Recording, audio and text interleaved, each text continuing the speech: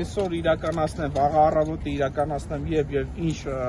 ոճով, ինձ հայտնի չի, չեմ որոշել, բայց հաստատ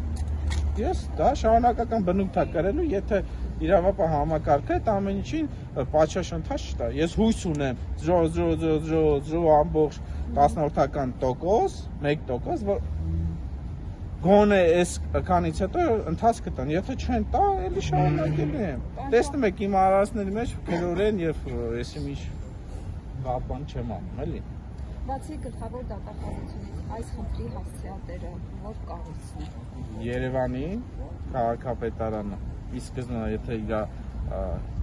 սկզբնաղբյուրն եք վերադառնում Երևանի քաղաքապետարանն է, որտեղ էլի եմ կրկնում 2024 թվականի համայնքապատկան հողի վրա շինություն են կառուցել, Երևանի քաղաքապետարանը դրա մասին տեղյակ է, դիմում գրավորով տեղյակ է, գնացել արձանագրություն է կազմել, որ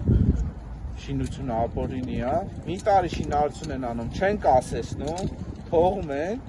Չախոյանը երբ որ գնում է հանրայնացնում է, ասում է Չախոյանը զրպարտություն է տարածում, բայց հետո այդ ամենը հաստատվում է ու Երևանի քաղաքապետարանը երբ որ ես գրավոր դիմում եմ գրում ասում եմ Երևանի քաղաքապետարան, ըստ է որ այս հասցեում շինարարություն են անում, շին թույլտվություն ունեն, օրինական է թե չէ, նկարն էլ տալիս եմ քաղաքապետարան, ցույց եմ տալիս այս շինը, քաղաքապետարան ասում է, հա, շին թույլտվություն ունի, ամեն ինչ նորմալ է Չախոյը, շուկա Ովքեր են կառուցում, գիտեք, Համաձայն մամուլում տարածված տեղեկությանը Տիգրան Աղինյանի մտերիմները։ Բայց շուկան հիմա Գործում կառուցված է գործում, հա, ու իմ ունեցած տեղեկատվությունով արդեն երկրորդ հարգը պիտի կառուցեն։ Մասիվ նորմալ վարչական շրջանում Բաղյան փողոցում։